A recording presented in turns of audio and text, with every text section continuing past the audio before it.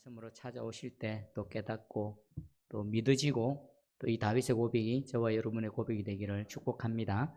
시편 18편은 많은 사랑받는 시편 말씀 중에서도 아주 대표적으로 사랑받는 그런 말씀일 겁니다.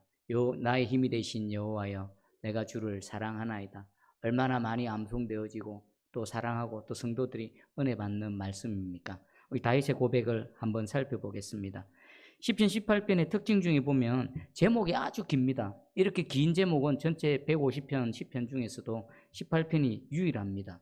제목에는요, 간략한 작가와 그리고 그 시의 배경에 대한 소개가 기록되어져 있는데 18편은 정말 길게 기록되어져 있습니다. 먼저는 여호와의 종 다윗의 시다. 다윗이 기록한 것이고요. 그리고 이 시가 언제 지어졌는가? 구체적으로 있습니다. 여호와께서 다윗을 그 모든 원수들의 손에서와 사울의 손에서 건져주신 날에 다윗이 이 노래의 말로 여호와께 아뢰어 이르되. 언제 이 찬양을 올려드렸다고요? 모든 대적들, 특별히 사울을 따로 구분해서 말씀하시죠. 그만큼 사울은 다윗 인생에 있어서 참 괴롭게 했고 힘들게 했던 인물임을 알 수 있습니다. 모든 원수들, 그리고 사울의 그 손에서부터 구원하신 이후에 그 구원의 은혜를 감사해서 다윗이 하나님께 찬양했다라고 말하고 있습니다. 특별히 이 부분은요, 사무엘하 22장 1절하고도 똑같습니다. 사무엘하 22장 1절에 여호와께서 다윗을 모든 원수의 손과 사울의 손에서 구원하신 그날에 다윗이 이 노래의 말씀으로 여호와께 아뢰었다. 그럼 다윗의 인생을 한번 봐보십시오. 오랫동안 사울의 손에서 고난을 당했습니다. 그뿐입니까? 압살롬의 반역이 있었고요. 그리고 성경에는 기록되어지지 않았지만 이방 족속들과의 수많은 전쟁, 평생 전쟁을 치렀지 않습니까? 얼마나 많은 원수들이 있었겠습니까? 다윗은 한 번도 패한 적이 없습니다. 싸우면 무조건 이깁니다. 그럼 그것은 무엇을 뜻할까요? 패하는 자가 많았다는 것은 다윗을 미워하는 원수들이 그만큼 많았다는 겁니다. 이스라엘 내의 정적들도 있었지만 이스라엘 주변에 다윗이 싸웠던 이방의 원수들도 엄청 많습니다. 동서남북으로 원수들에 둘러싸여 있죠. 이스라엘 내에서도 원수들이 있고요. 사방에도 원수들이 깔려 있습니다. 다윗은 지금 이 시가 그 모든 원수들로부터 하나님이 구원하신 이후에 구원의 하나님에 대해서 감사하고 감격해서 노래했습니다. 여러분, 이 시를 하나님께 올려드릴 때 다윗의 마음 어떨까요? 얼마나 감사했겠습니까? 얼마나 기뻤겠습니까? 이제 두 다리 쭉 뻗고 마음껏 편안하게 잠잘 수 있고 살아갈 수가 있게 되어진 것입니다. 특별히 이 18편 시편은요, 유대인들 절기 마지막 절기 초막절이 있습니다. 초막절 때 인도자의 그 인도에 따라서 온 회중이 함께 찬양하던 바로 그 노래입니다. 무엇을 찬양합니까? 이 찬양은 승리의 찬양입니다. 하나님께서 어떻게 구원하셨는가, 그 구원의 감사함을 감격하며 그리고 구원의 내용들이 구체적으로 기록되어져 있습니다. 그래서 찬양할 때에 이 찬양은 다윗의 찬양만이 아니라 하나님의 모든 백성, 이스라엘 백성들의 찬양이기도 하고 오늘 이 말씀 앞에서 예배드리는 저와 여러분의 찬양이기도 합니다. 오늘 이 18편을 살펴볼 때 이미 이 은혜 가운데 우리 살아갑니다. 그리고 또 이 은혜가 더 강하게 나타나기를 주님의 이름으로 축복합니다. 아멘. 자, 우리 1절을 한번 함께 읽어봅니다. 시작. 나의 힘이신 여호와여, 내가 주를 사랑하나이다. 아멘. 요 1절은요, 시편 18편의 전체를 한 절로 지금 압축해 놓은 겁니다. 2절부터 18절이 얼마나 깁니까? 50절까지의 내용은요, 내가 하나님이 나의 힘이 되심과 다윗이 하나님을 얼마나 사랑하는가에 대한 주석입니다. 설명입니다. 그리고 어떻게 역사하셨는가에 대한 설명일 뿐입니다. 이 1절, 주님은 나의 힘이십니다. 그리고 내가 주를 사랑하나이다. 요 말씀을 중심으로 한번 살펴보겠습니다. 나의 힘이신 여호와여. 힘은요, 강함, 능력. 하나님은 나의 힘이 되십니다. 하나님은 나의 강함이 되십니다. 하나님은 나의 능력이 되십니다라고 다윗이 고백합니다. 여러분의 힘이 뭡니까? 여러분이 살아가는 힘이 뭡니까? 문제가 생겼을 때 그것을 돌파하고 이겨내는 능력은 어디입니까? 그 근원은 무엇입니까? 다윗은 지금 고백합니다. 나의 모든 원수들로부터 이기게 하신 여호와 하나님이 나의 힘이다. 모든 위기, 모든 상황 가운데서 나를 건지신 그 하나님이 나의 힘이다라고 고백하고 있습니다. 세상에는요, 힘으로 인정하고 힘으로 여길 만한 많은 것들이 있습니다. 우리 세상 사람들은 가장 강력한 힘은 뭡니까? 돈이죠. 돈이 힘이다. 재력이 힘이다. 돈만 있으면 어디 가서 대우받고, 돈만 있으면 웬만한 거 안 되는 게 없고, 돈이 힘이다 라는 사람이 있습니다. 또 어떤 사람은 권력이 힘이죠. 권력이 있으면 뭐 말 한마디 하면은 안 될 게 없고, 뭐 법 위에서 또 뛰어놀고, 권력이 힘이다. 권력을 추구하는 사람들. 그 외에 자신보다 강한 사람, 어떤 대상을 의지하면서 그것을 힘으로 삼는 수많은 사람들이 있습니다. 사울왕을 비교해 보십시오. 다윗은 하나님이 나의 힘이십니다 라고 그 모든 고난의 세월을 보냈습니다. 근데 사울왕의 힘은 뭡니까? 이스라엘의 왕이라는 그 왕권, 권력이 힘이었습니다. 사울은 그 자기가 힘이라고 생각하는 권력을 유지하고 지키기 위해서 다윗을 향해 미워했고 핍박했고 불의를 행했습니다. 그런데 정작 어떻습니까?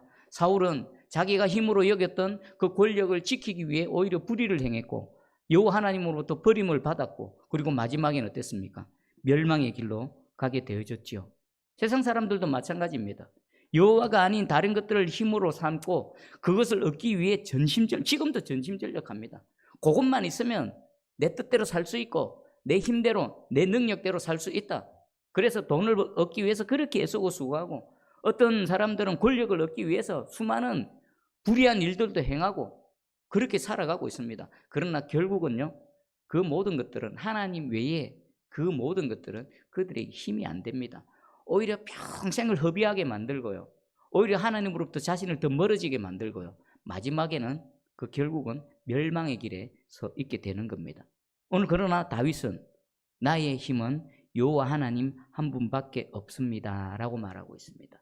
여러분, 이 고백이 저와 여러분의 고백이 되기를 축복합니다. 여러분, 진짜 여러분 힘이 뭡니까? 하나님이셔야만 됩니다. 그리고 또 다른 해석으로는요, 내 평생에 나의 힘이 되신 분은 오직 여호와 한 분밖이었다. 하나님만이 나의 힘이었다라고 하나님을 자랑하고 있는 겁니다. 그 모든 위기, 그 모든 고난, 그 모든 핍박 속에서 나를 지키시고 안전하게 건져내신 분은 오직 여호와 한 분밖에 없었다라고 말하고 있습니다. 자, 지금 이 말씀을 듣는 동안에는 말씀을 통한 여호와에 대한 지식입니다. 자, 그런데 이 지식이 지식으로만 끝나면 안 됩니다. 내가 진정 살아계신 하나님을 내 힘으로 삼을 때에, 다윗이 지금 이 시편 18편에서 노래하고 있는 이 모든 내용이 저와 여러분에게는 지식이 아닌 실제가 되어질 줄 믿습니다. 여러분의 삶의 현장 가운데서, 여러분이 살아가는 모든 영역에서 하나님이 여러분의 실질적인 힘이 되시고 구원하시고 지켜주시고 건져내시는 은혜가 넘쳐나기를 축복합니다. 자, 그러면 다윗은 지금 어떤 상황 속에서 하나님 나의 힘이십니다 라고 고백을 했을까요? 4절에서 5절입니다.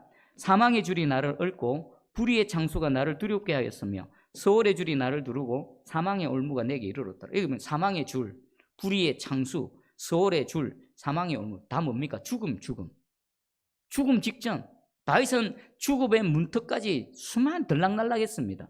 만약에 하나님의 손이 한순간이라도 놔버렸다면요, 그 많은 위기의 순간에 다윗은 무사하지 못했을 것입니다. 그러나 그 사망의 줄, 불의의 창수, 서울의 줄, 사망의 올무, 나를 엮어버린 겁니다. 줄이 나를 올마매고 있고요, 덫에 걸려버렸습니다. 걸리기 직전이 아니라 이미 사망의 줄에 매여 있고 그 수월의 덫에 지금 걸려 있는 상태입니다. 누가 구해주지 않으면 스스로 못 빠져나옵니다.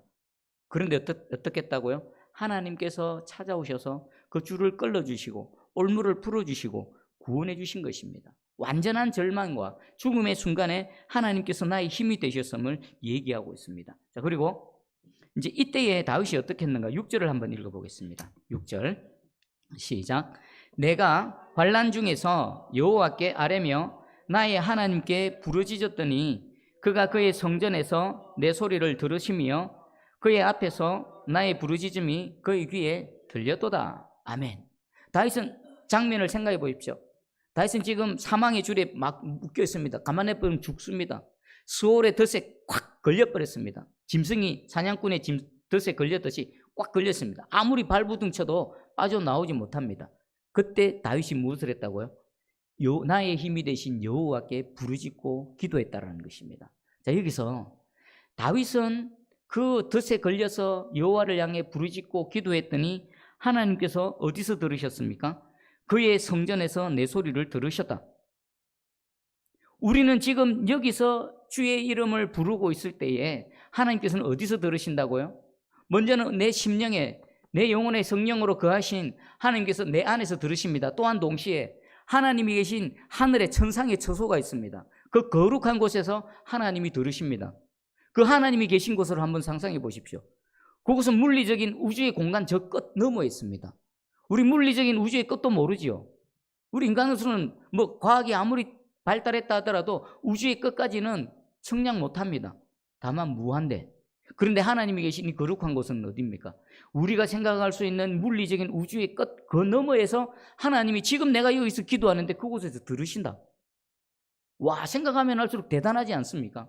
이 얼마나 큰 은혜입니까? 내가 지금 여기서 기도하는데 하나님 그곳에서 들으신다.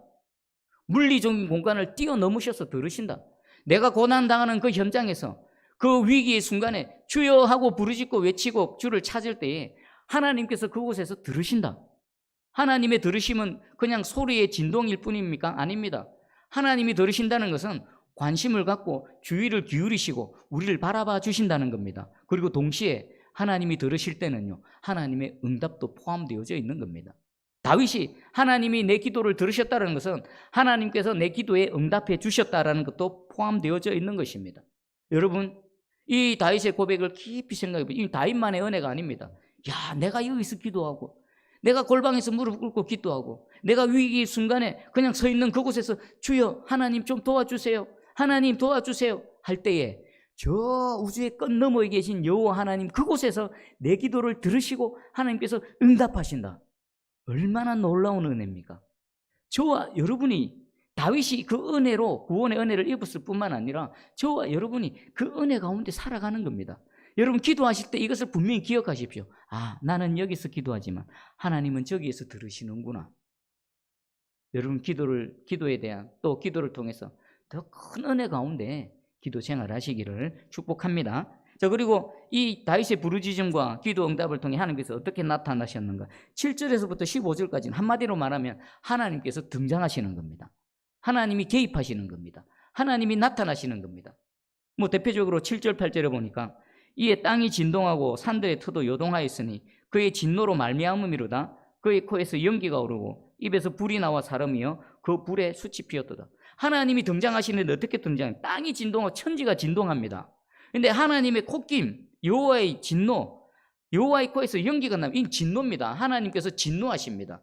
하나님이 분하셔서 이 땅에 임하실 때에 하나님의 진노로 임하십니다. 왜 진노로 임하십니까? 다윗을 괴롭히고 있는 원수들을 향한 하나님의 분노, 하나님의 진노입니다. 하나님의 등장은 무엇을 뜻합니까? 다윗을 괴롭히고 있는 원수들을 향한 하나님의 진노로 임하시는 겁니다. 그리고 원수들이 하나님의 진노로 망해갈 때 다윗은 뭐 하는 겁니까? 구원받는 겁니다. 하나님이 천지를 진동하셔서 콧김의 코로 연기로 이렇게 내려오실 때에 다윗을 붙들고 있던 그 사망의 줄을 끌어주시고 다윗을 옮아매고 있던 덫을 풀어주심과 동시에 그 줄을 놓고 덫을 놓았던 원수들을 향해서 하나님께서 갚아주신다는 겁니다. 다윗에게는 구원이고요, 다윗의 원수들을 향해서는 하나님의 심판이 임하는 것입니다. 그리고 그것을 통해서 우리 16절부터 10절까지 보면요, 하나님께서 이제 구원하시고 다윗을 어떻게 하시는가? 16절 읽어드립니다. 그가 높은 곳에서 손을 펴사 나를 붙잡아 주시며 많은 물에서 나를 건지셨도다. 하나님께서 그 강력한 그 위엄으로 등장하시고 나타나셔서 대적들을 향해서는 심판하시고 심판과 동시에 자신에게는 구원하시는 구원의 하나님이십니다. 이 구원의 하나님을 다윗은 어떻게 표현할까요? 2절입니다. 우리 2절을 한번 같이 읽어봅니다. 시작. 여호와는 나의 반석이시요 나의 요새시요 나를 건지시는 이시요 나의 하나님이시요 나의 방패시요 나의 구원의 뿌리시요 나의 산성이시로다. 아멘. 얼마나 우리가 즐겨 찬양하고 암송했던 말씀입니까? 하나님은 반석, 요새, 건지시는 이 하나님, 방패, 또 구원의 뿔, 산성. 다 무엇에 해당됩니까? 전쟁 용어입니다. 군사 용어입니다. 다윗은 평생을 전장터에서 살았던 사람입니다. 그러니까 다윗은 전장터에서 만난 하나님을 이렇게 표현하는 겁니다. 하나님이 나를 지켜주시되 나의 반석이시다, 요새시다, 반석 든든하게 지켜주는 거죠. 요새는 뭡니까? 튼튼한 성이 방어벽이 있어서 그 대적들이 아무리 공격을 해대도 불화살로부터 막아주고 그 창칼로부터 막아주는 요새시다. 방패시다. 병사가 적군과 싸울 때 적들의 공격을 막아내는 방패시다. 구원의 뿔은 뭡니까? 강력한 능력이요 공격용 무기입니다. 하나님은 보호하시는 방패가 되실 뿐만 아니라 공격하는 구원의 뿔이 되셔서 대적들을 물리치게 하셨다. 실제로 살이 튀고 피가 튀는 그 전장터에서 하나님께서 자신을 어떻게 지키고 보호하셨는지에 대해서 다윗은 이런 용어들로 표현하고 있는 것입니다. 여러분, 그리고 29절에 보니까요, 내가 주를 의뢰하고 적군을 향해 달리며 내 하나님을 의지하고 담을 뛰어넘나이다. 마치 전쟁의 한 장면이 떠오르지 않습니까? 연상되지 않습니까? 다윗은 지금 적을 향해 달려갑니다. 달려갈 때 적은 가만히 있습니까? 비 오듯이 화살을 쏴대겠죠. 수천 수만 발이 날아옵니다. 그 중에 하나만 맞아도 어떻습니까? 단 한 발 화살 맞아도 죽습니다. 적들이 휘두르는 수많은 칼과 창들, 단 한 칼만 맞아도 죽습니다. 그런데 다윗은 무사했습니다. 돌아와 전쟁이 끝나고 나서 곰곰이 생각해 보니까 그렇게 쏴대는 적들의 화살에서 내가 상하지 않았네. 어떤 사람들은 그 화살 속에서 맞아서 죽어져 가는데 나는 안전하네. 무엇입니까? 하나님께서 방패가 되어주시고 하나님이 지켜주셨기 때문입니다. 그리고 그 믿음으로 적군의 성벽을 뛰어넘어서 승리를 쟁취할 수 있었던 것입니다. 어떤 목사님이 이 부분을 설교하실 때 이렇게 말씀하시더라고요. 다윗은 전장터에서 만난 하나님을 이렇게 표현했다. 그러면 만약에 운전기사가 만난 하나님이 이렇게 표현할 것입니다 라고 말했습니다.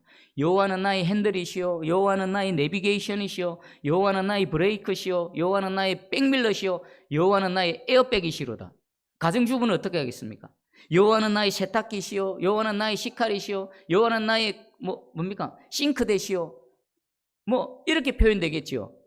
이것은 결국 무엇을 뜻하는 겁니까? 내가 살아가는 삶의 현장에 맞게끔 하나님이 역사하신다는 것입니다.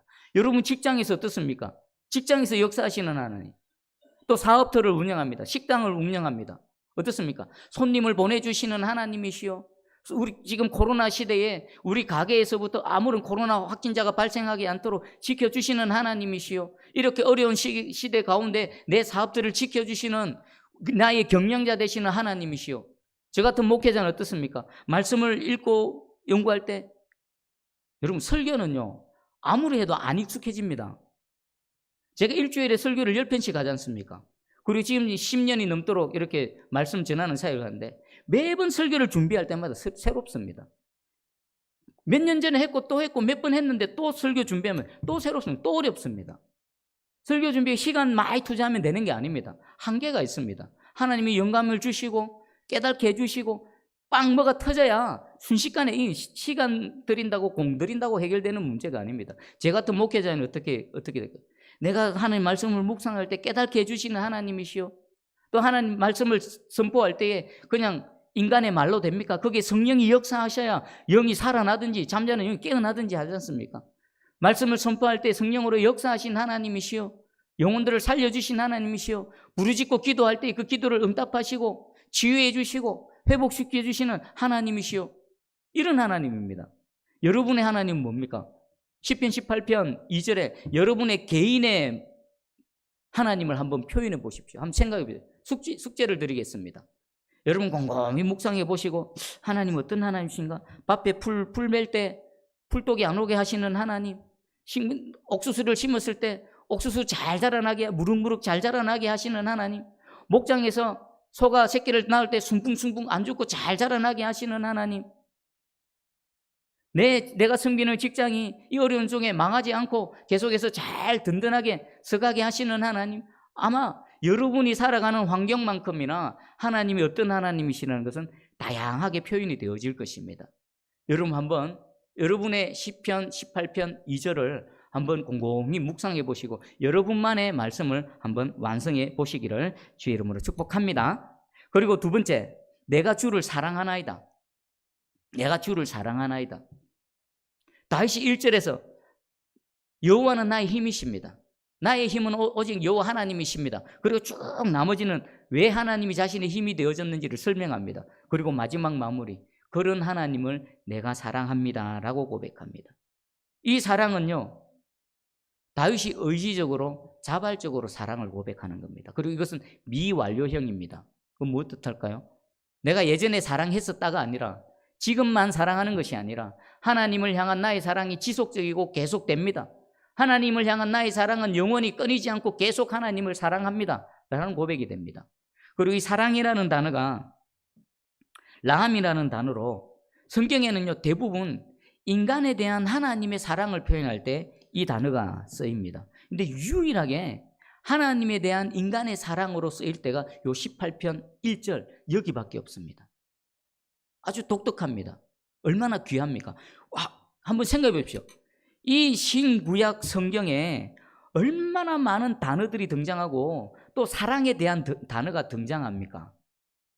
근데 유일하게 다윗이 지금 이 18편 1절에 내가 하나님을 사랑합니다, 인간편에서의 하나님을 향한 사랑의 고백이 여기서 유일하답니다. 그만큼 귀하다는 겁니다. 여러분 자신을 한번 생각해 보십시오. 여러분 언제 하나님을 향해 내가 하나님을 사랑합니다라고 고백해 보셨습니까? 진짜 내 주를 사랑합니다, 하나님께서 함께 하신 은혜, 구원하신 은혜를 이렇게 쭉 되돌아볼 때 그것이 감격해서 감사해서 자기도 모르게 터져 나온 겁니다. 생각해 보니까 와, 하나님이 나의 힘이 되셨네, 하나님이 나를 이렇게 구원하시고 건져주셨네, 하나님, 내가 그런 하나님을 영원토록 사랑합니다. 고백 언제 해보셨습니까? 우리 사랑에도 보니까 내리사랑이 있고 치사랑이 있더라고요. 여러분, 내리사랑은 윗사람이 아랫사람을 사랑하는 겁니다. 치사랑, 치가 뭘까 검색해 봤습니다. 솟아오르다든지 아래서부터 솟아오르는 사랑, 그러니까 아랫사람이 윗사람을 사랑하는 사랑입니다. 속담에는 이런 사랑이 있더라고요. 내리사랑은 있어도 치사랑은 없다. 이게 위로부터 윗사람이 부모가 자식을 사랑하는 건 있어도 아랫사람, 자녀가 부모를 사랑하는 건 없다라고 하는데, 가만히 보면 이것도 아닌 거예요. 꼭 맞는 것은 대체적으로는 그렇지만 꼭 맞지는 않습니다. 오늘 여기 보십시오. 다윗이 이 피조물이 창조주 하나님을 향해서 내가 주님을 사랑합니다, 구원받은 이 구원의 은혜를 입은 이 영혼이 구원자 하나님을 향해서 내가 여호와를 사랑합니다 라고 고백하고 있지 않습니까? 여러분, 치사랑 있습니다. 그리고 우리 하나님의 은혜를 입은 모든 사람들이 치사랑, 하나님의 내리사랑의 은혜를 입은 우리가 치사랑으로 하나님을 사랑합니다 고백하는 저와 여러분 되기를 주의 이름으로 축복합니다.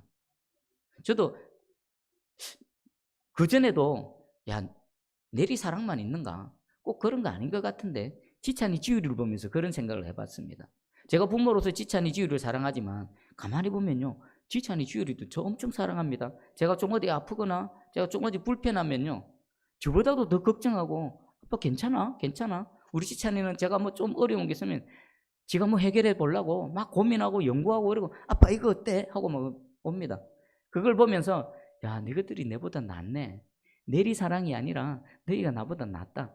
여기 보니까 그 사랑이 있네요. 다윗이 하나님을 향해 내가 하나님을 사랑합니다. 여러분, 진짜 하나님을 사랑하는 저와 여러분 되기를 축복합니다. 여러분, 그런 의미에서 또 하나 생각해 볼 게 있습니다. 하나님께서 우리에게 듣고 싶은 말 중에 가장 듣고 싶은 말이 뭘까요? 우리가 하나님을 향해서 뭐 섬길 수 있고 드릴 수 있고 하나님을 기쁘시게 하실 수 있는 여러 가지들이 있습니다. 그 중에 단연 최고의 것은 뭘까요? 사랑합니다. 하나님 사랑합니다. 사랑하셔서 그 아들을 보내셨고, 우리를 사랑하셔서 십자가에 그 아들을 찢어서 죽이셨고, 우리를 사랑하셔서 그 죽으신 예수 그리스도를 부활케 하시고 부활의 은혜와 능력을 우리에게 주신 하나님의 사랑, 그분이 우리에게 가장 듣고 싶은 말은 내가 주님을 사랑합니다. 지금도 사랑하고 영원토록 사랑합니다. 여호와 하나님만이 나의 힘이십니다. 이거 아니겠습니까?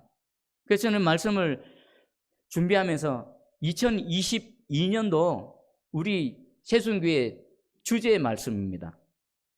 나의 힘이신 여호와여, 내가 여호와를 사랑합니다. 다른 말 안 붙일 겁니다. 여기 블랭카드에 나의 힘이신 여호와여, 내가 주를 사랑하나이다, 그거 하나만 크게 붙여놓고요, 2020년도 우리를 하나님의 내리사랑을 향한, 또 우리의 치사랑, 하나님 사랑합니다, 한 해 내내 하나님 사랑합니다 고백하는 그 시간을 갖기를 원합니다. 여러분, 이 사랑의 고백으로 살아가는 저와 여러분 되기를 주의 이름 축복합니다. 우리 예수님께서 부활하시고 난 이후에 베드로에게 찾아오셔서 베드로에게 질문하신 게 뭡니까? 시몬의 아들 베드로야.